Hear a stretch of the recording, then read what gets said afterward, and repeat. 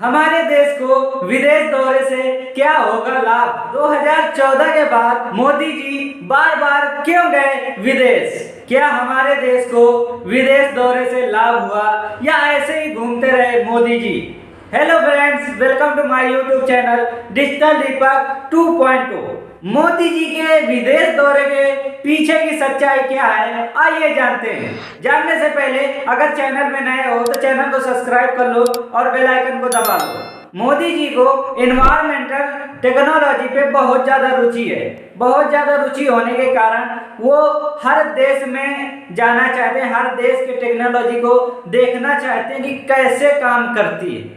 15 जून 2014 से 27 सितंबर 2022 तक 68 बार मोदी जी विदेश जा चुके हैं। इतना क्यों घूमते हैं मोदी जी विदेश में। मोदी जी वहाँ की टेक्नोलॉजी ढूंढते हैं, वहाँ का मॉडल ढूंढते हैं और उसको अपने देश में कैसे अप्लाई करना है, यही उनके घूमने की फॉरेन पॉलिसी है। इसी वजह से वो बार बार हर देश में जाना पसंद करते हैं, क्योंकि वो चाहते हैं कि वहाँ की टेक्नोलॉजी को अपने देश में लाया जाए और अपने देश में उस टेक्नोलॉजी को अप्लाई किया जाए, यूज किया जाए, जिससे हमारा देश भी जल्दी से जल्दी डेवलप हो पाए। हमारी सरकार ने मेक इन इंडिया जैसी पहल की, जिस पहल के चलते हमारे देश में बहुत ज़्यादा स्वरोजगार चालू हो गए हैं। लोग मेक इन इंडिया की तरफ बढ़ रहे हैं। उसी पहल में एक वंदे भारत ट्रेन भी शामिल है। वंदे भारत ट्रेन हमारे इंडिया में ही बनाई गई है, इंडिया के ही लोगों ने बनाया है और इंडिया के ही चीज उसमें लगी हुई है।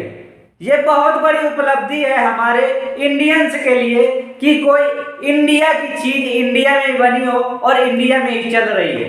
वंदे भारत ट्रेन इंडिया की पहली ऐसी ट्रेन है जो बिना इंजन के चलती है। 15 अगस्त 2019 में नई दिल्ली से वाराणसी के लिए पहली ट्रेन चलाई गई थी। दूसरी ट्रेन नई दिल्ली से कटरा के लिए चलाई गई और तीसरी वंदे भारत ट्रेन वो भी 2.0 वर्जन के साथ गांधीनगर से मुंबई के लिए चलाई गई है। हमें गर्व है कि हमारे इंडिया में भी ऐसी ट्रेन चली जो बुलेट ट्रेन जैसा अनुभूति दिलाती है। उसमें आप बैठोगे, उसको आप देखोगे तो आपको लगेगी जैसे बुलेट ट्रेन जा रही है। बुलेट ट्रेन जैसी दिखने वाली ट्रेन वंदे भारत ट्रेन है। वंदे भारत ट्रेन में ऐसी ऐसी टेक्नोलॉजी यूज की गई है जो हमारे देश के लिए बहुत गर्व की बात है, क्योंकि वो हमारे देश में पहली बार हुआ है। वंदे भारत ट्रेन में ऑटोमेटिक सेंसर दरवाजे लगे हुए हैं, बायो वैक्यूम शौचालय बने हुए हैं, सेंसर्ड लाइट लगी हुई है, सीसीटीवी कैमरे लगे हुए हैं, सेंसर्ड पानी के नल लगे हुए हैं, वर्ल्ड क्लास शीशा लगा हुआ है, जिससे आप बाहर का नजारा बहुत आसानी से देख सकते हैं, आपको कोई भी दिक्कत नहीं आएगी।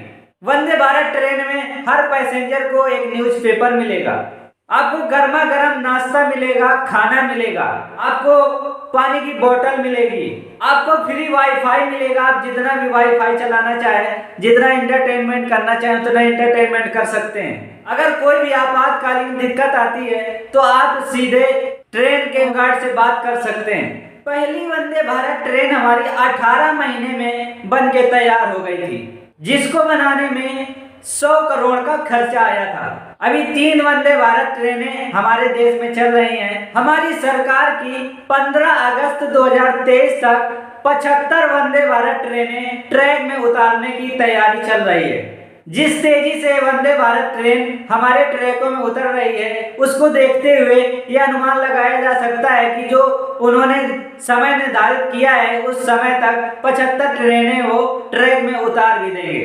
देश के हर कोने को जोड़ने के लिए 75 वंदे भारत ट्रेनें चलाई जाएंगी। आप किसी भी कोने से किसी भी कोने में वंदे भारत ट्रेन से आसानी से यात्रा कर सकते हैं। वित्त मंत्री सीतारमण जी ने कहा है कि अगले 3 साल में 400 नई पीढ़ी के वंदे भारत ट्रेनों का निर्माण और विकास किया जाएगा।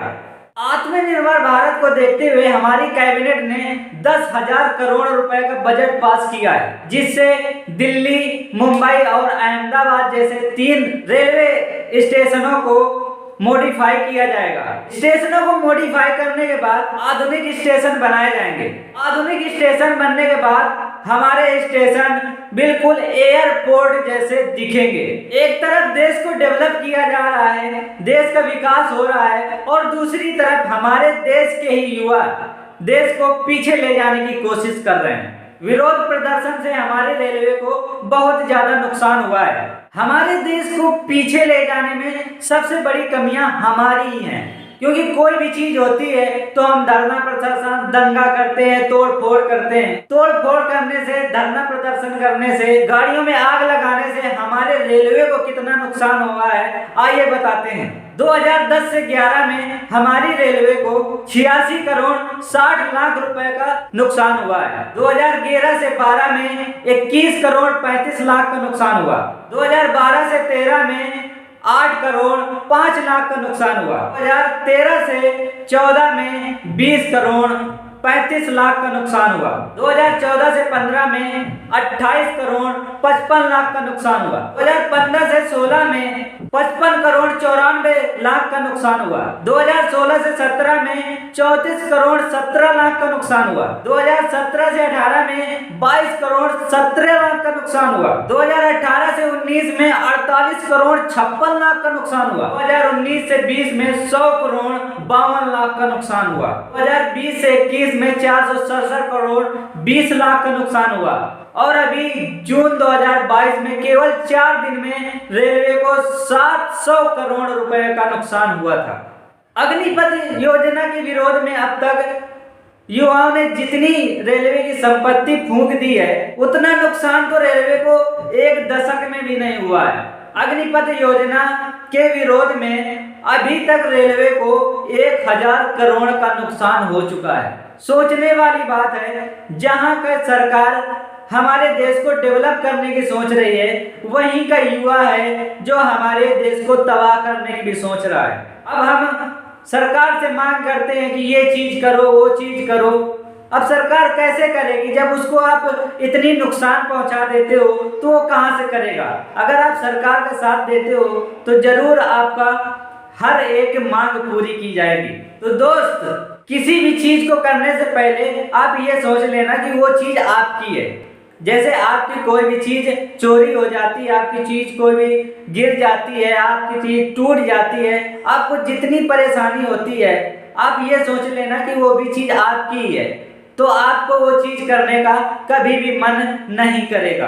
अगर सरकार की चीज को भी आप अपनी चीज समझोगे तो आप कभी भी उसके साथ गलत छेड़छाड़ नहीं करोगे। उम्मीद है कि आप भी सरकार का साथ देंगे। आइए सभी मिलके करते हैं अपने देश का विकास। मिलते हैं अगले वीडियो में। अगर वीडियो अच्छा लगा हो तो लाइक करें, कमेंट करें, शेयर करें, चैनल को सब्सक्राइब करें और बेल आइकन को दबाना ना भूलें। Thank you so much. जय हिंद।